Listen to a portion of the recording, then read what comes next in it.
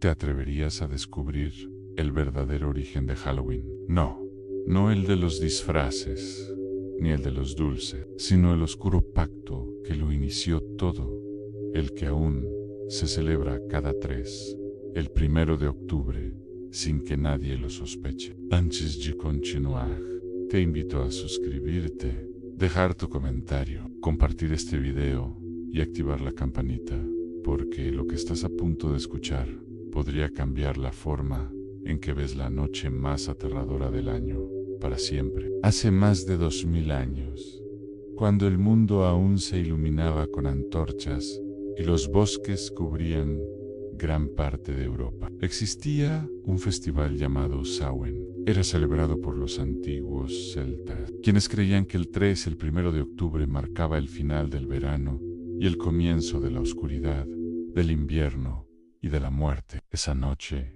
según ellos, el velo entre los vivos y los muertos se volvía tan delgado que los espíritus podían caminar entre los hombres. Los druidas sacerdotes celtas se reunían en los bosques más profundos, alrededor de hogueras gigantes, con túnicas negras y máscaras talladas en calabazas huecas para guiar a las almas perdidas y ofrecer sacrificios que mantuvieran a los espíritus lejos de los vivos. Pero lo que pocos sabían es que esos rituales no solo eran para apaciguar, sino para invocar algo. Una antigua leyenda contaba que en el corazón del bosque de Samhain existía una entidad llamada el que camina entre sombras, una criatura sin rostro que se alimentaba del miedo. Los druidas, desesperados por controlar la muerte y prolongar la vida, comenzaron a realizar pactos con esta presencia. Cada año ofrecían la sangre de los inocentes,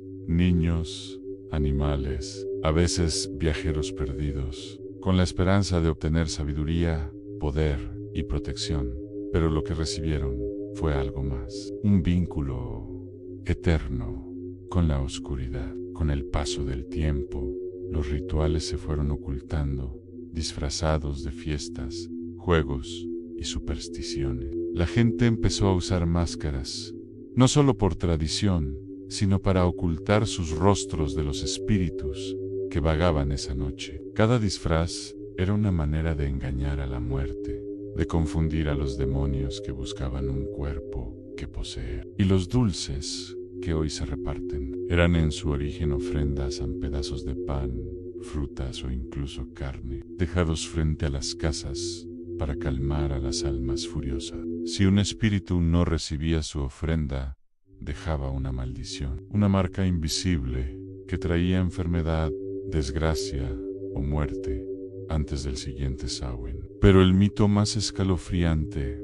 es el del primer Jack-o'-lantern, el alma errante que dio origen a la calabaza iluminada. Jack era un campesino avaro que engañó al mismísimo diablo. Logró atraparlo usando una cruz tallada en un tronco y le exigió que no se llevara su alma al infierno.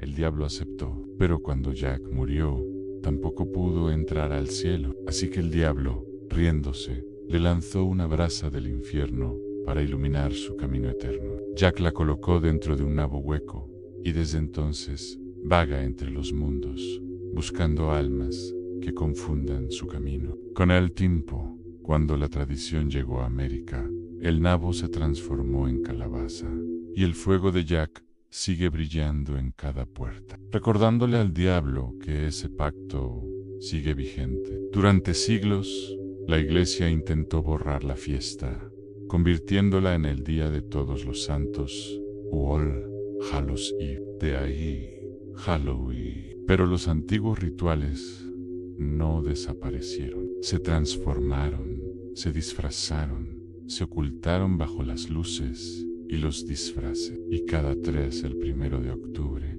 cuando los niños ríen y piden dulces, las puertas del otro mundo vuelven a abrirse. Muchos no lo saben, pero en ciertos pueblos de Irlanda y Escocia aún se dejan velas en los cruces de camino, y algunos ancianos prohíben mirar por las ventanas después de medianoche.